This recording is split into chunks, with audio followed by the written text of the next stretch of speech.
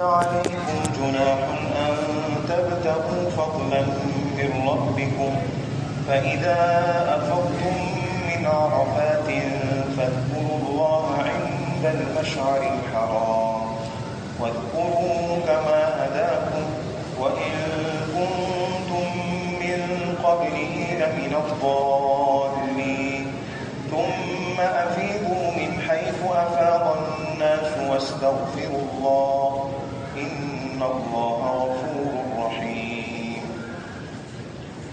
ترجمہ: تم پر اس بات میں کوئی گناہ نہیں ہے کہ تم حج کے دوران تجارت یا مزدوری کے ذریعے اپنے پروردگار کا فضل تلاش کرو، پھر جب تم عرفات سے روانہ ہو تو مشعر حرام کے پاس اللہ کا ذکر کرو اور اس کا ذکر اسی طرح کرو جس طرح اس نے تمہیں ہدایت کی ہے، جبکہ اس سے پہلے تم بالکل ناواقف تھے۔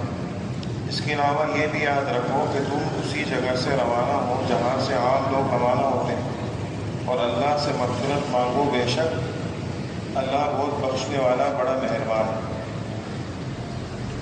حج سے متعلق بات چل رہی تھی کہ جب آدمی حج کا ارادہ کرے تو حج کے لیے جائے تو گناہوں سے بچے، فلا رفث ولا فسوق ولا جدال، نہ گالم گلوچ کرے، نہ کسی کو گالی دے، نہ کسی کو برا بنا کہے، نہ لڑائی جھگڑا کرے، اور زادرہ اختیار کرے، یعنی اپنے ساتھ کچھ سامان لے کر جائے، اور بہترین زادرہ کیا ہے؟ تقویٰ۔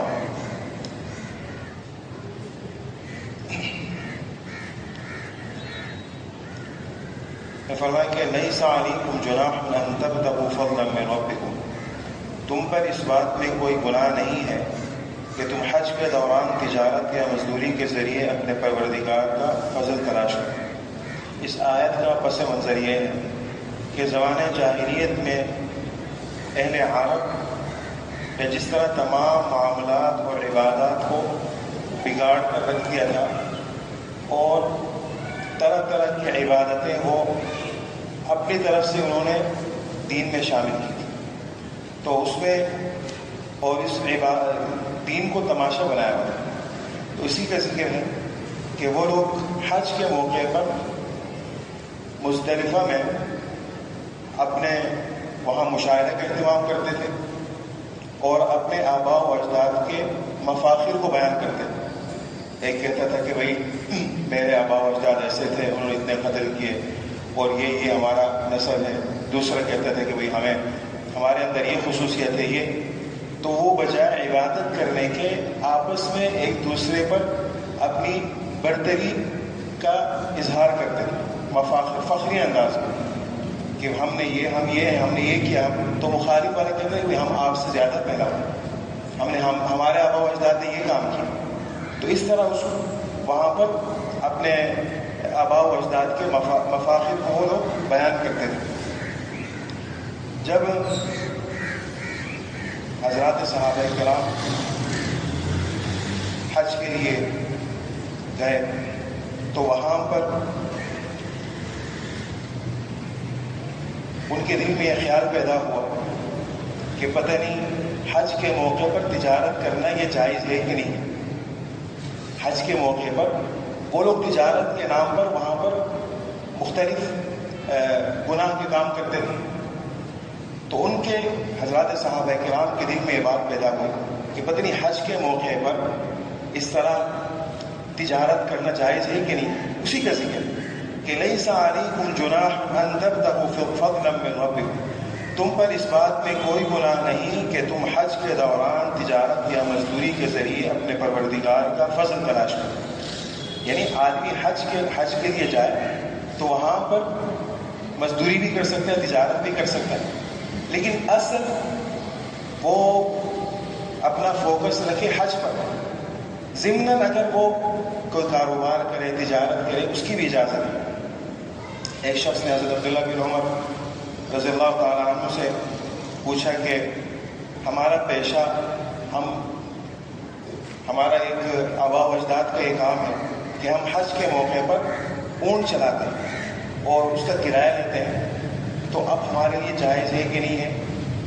تو حضرت عبداللہ بن عمر رضی اللہ تعالیٰ عنہ نے فرمایا کہ ایک شخص جناب نبی کریم صلی اللہ علیہ وسلم کی خدمت میں حاضر ہوا تھا اور آپ صلی اللہ علیہ وسلم سے وہی سوال کیا تھا جو تم نے مجھ سے کیا. تو نبی کریم صلی اللہ علیہ وسلم خاموش رہے.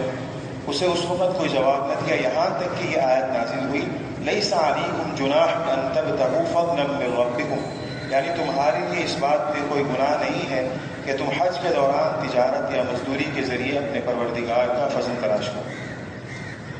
اور یہاں پر تجارت اور مزدوری کے لیے لفظ استعمال کیا فضل. فرمایا کہ تمہارے اوپر کوئی گناہ نہیں ہے کہ تم فضل تلاش کرو. کاروبار یا تجارت کے کو نہیں استعمال فرمایا بلکہ فضل. سورہ جمعہ میں فرمایا کہ وابتغوا من فضل اللہ، اللہ کا فضل تلاش کرو. تو اس فضل کا کیا مطلب ہے؟ تو اس کے دو مطلب لکھے. ایک مطلب تو یہ ہے کہ آدمی کوئی بھی کام کرتا ہے، کماتا ہے، تجارت کرتا ہے، تو اس کو اپنی طرف نسبت کرتا ہے. یہ میرا کاروبار ہے، یہ میری پراپرٹی ہے، یہ میرا گھر ہے، یا یہ ان سب چیزوں کو اپنی طرف نسبت کرتا ہے کہ یہ سب چیزیں میری ہیں. تو فرمایا کہ یہ سب چیزیں تمہاری نہیں ہیں، یہ چیزیں جو تمہیں ملی ہیں یہ اللہ کے فضل سے ملی ہیں. اگر اللہ کا فضل نہ ہوتا تو تمہیں یہ چیزیں نہ ملتی. تو یہ جو اس لیے فرمایا کہ ذالک فضل اللہ لیس علیکم جناح ان تبتغوا فضلا من ربکم. تو ایک فضل کا یہ مطلب ہے. دوسرا مطلب یہ ہے کہ فضل جب یہ اللہ تعالیٰ کا فضل ہے یہ کاروبار، تو فرمایا کہ اس کے احکام کے مطابق ہونا چاہیے. اللہ نے فرمایا کہ یہ فضل ہے تو اللہ کے احکام کے اللہ نے جس طرح حکم دیا اسی کے مطابق ہونا چاہیے. آدمی دیکھے کہ میں اللہ کا جو فضل تلاش کر رہا ہوں وہ کہیں حرام تو نہیں ہے، کوئی سودی کاروبار تو نہیں ہے، ناجائز تو نہیں. ایسے نہیں کہ اللہ نے فرمایا منع کیا ہو اور میں اسی میں اپنا اللہ کا فضل تلاش کر رہا ہوں. تو اس سے بچنے کا اللہ نے حکم دیا کہ آدمی اللہ کا فضل تلاش کرے تو ایسا فضل ہو کہ جس سے اللہ بھی راضی ہو، یعنی حرام سے آدمی بچے. فَإِذَا أَفَضْتُم مِّنْ عَرَفَاتٍ فَاذْكُرُوا اللَّهَ عِندَ الْمَشْعَرِ الْحَرَامِ. پھر جب تم عرفات سے روانہ ہو کر مزدلفہ میں آ جاؤ تو مشعر حرام کے پاس اللہ کا ذکر کرو. 9 ذی الحجہ کی تاریخ جو عرفہ کا دن ہے، اس دن سب سے بڑا رکن ہوتا ہے حج کا وقوف. عرفہ میں وہ ٹھہرتے ہیں حجاج، تو اسی کا ذکر. تو فرمایا کہ جہاں تب کیا کرو، جب واپس روانہ ہو کر مزدلفہ میں آ جاؤ تو مشعر حرام کے پاس وہاں پر اللہ کا ذکر کرو. اب وَاذْكُرُوهُ كَمَا هَدَاكُمْ وَإِن كُنتُم مِّن قَبْلِهِ لَمِنَ الضَّالِّينَ. اور اس کا ذکر اسی طرح کرو جس طرح اس نے تمہیں ہدایت کی ہے، جبکہ اس سے پہلے تم بالکل ناواقف ہو. یعنی زمانہ جاہلیت میں مزدلفہ میں جا کر یہ لوگ کیا کرتے تھے، اپنے آباء و اجداد کے مفاخر کو بیان کرتے تھے کہ بھائی میرے جو ہے نا آباء و اجداد ایسے تھے، میرے ایسے تھے. تو اسی کا یہاں پر حکم فرمایا کہ مفاخر بیان کرنے کی ضرورت نہیں ہے کہ ہم ایسے تھے، بلکہ کیا کس چیز کا حکم دیا ہے، اللہ کے ذکر کا. وَاذْكُرُوهُ كَمَا هَدَاكُمْ وَإِن كُنتُم مِّن قَبْلِهِ لَمِنَ. پہلے جو کچھ ہو گیا تو وہ ہو گیا، اس کی طرف توجہ نہ دو. اب حکم یہ ہے کہ تم پہلے کیا تھے، تم لوگ ناواقف تھے. اب حکم یہ ہے کہ تم وہاں پر کیا کرو، اللہ کا ذکر کرو. اور اللہ کا ذکر جس طرح حکم ہے اسی کے مطابق. ذکر میں سب چیزیں داخل ہیں کہ آدمی تلاوت قرآن مجید جو بھی ذکر ہے وہ آدمی کر سکتا ہے.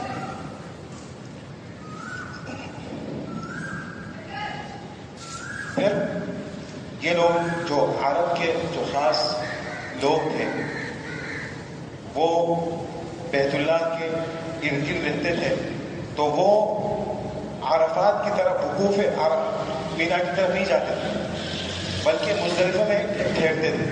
وہ کہتے تھے کہ بھائی ہم کیا ہیں، مجاور ہیں، بیت اللہ کے مجاور ہیں، ہم وہاں نہیں جا سکتے. ہمارے لیے کیا ہے، خاص حکم ہے، ہم اللہ کے خاص کیا ہیں، خاص لوگ ہیں. تو ہمارے لیے وہ وہاں جو جاتے ہیں وقوف عرفہ لوگ جو کرتے ہیں وہ عام لوگوں کے لیے ہے، ہمارے لیے نہیں ہے. ہمارے لیے کیا ہے، مزدلفہ میں ٹھہرنا. اور اس کی وجہ کیا ہے کہ ہم کیا ہیں، مجاور ہیں، بیت اللہ کی حفاظت کرنے والے ہیں، اس کو دیکھ بھال کرنے والے ہیں. تو فرمایا کہ ثم افیضوا من حیث افاض الناس، پھر تم اسی جگہ سے روانہ ہو جہاں سے عام لوگ روانہ ہوتے ہیں. اللہ نے ان کو بھی حکم دیا کہ تم بھی کیا کرو، وہاں جاؤ، مینا جاؤ، وہاں وقوف کرو. یہ نہیں یہاں کہنے ثم افیضوا من حیث افاض الناس. اس لیے ان کے اندر کیا تھا؟ تکبر.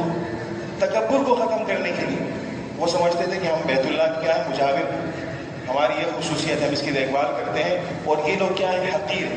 تو اللہ کو یہ بات پسند نہیں ہے. فرمایا کہ ثم افیضوا من حیث افاض الناس، تم کیا کرو، تم اسی جگہ سے روانہ ہو جہاں سے عام لوگ روانہ ہوتے ہیں، یعنی لوگوں کے ساتھ عرفات سے روانگی اختیار کرو. پھر فرمایا کہ واستغفر اللہ، اور اللہ سے کیا مانگو؟ مغفرت مانگو. جہاں جہاں ہم نے پیچھے پڑھا کہ کوئی اللہ کا حکم آتا ہے یا کوئی حکم دیتے ہیں، پھر اللہ تعالیٰ اس کے بعد ذکر کرتے ہیں کہ اللہ کا کیا کرو؟ معافی مانگو، استغفار کرو. کیونکہ جس طرح عبادت کرنے کا اللہ نے حکم دیا ہے، ظاہر سی بات ہے ہم اس طرح عبادت کہاں انجام دے سکتے. تو اس لیے فرمایا کہ واستغفر اللہ، جیسے تیسے عبادت کرو، لیکن اللہ سے کیا مانگو؟ معافی مانگو، توبہ کرو. ان اللہ غفور الرحیم، بے شک اللہ بہت بخشنے والا، بڑا مہربان ہے. اللہ تعالیٰ کو یہ استغفار بہت پسند ہے.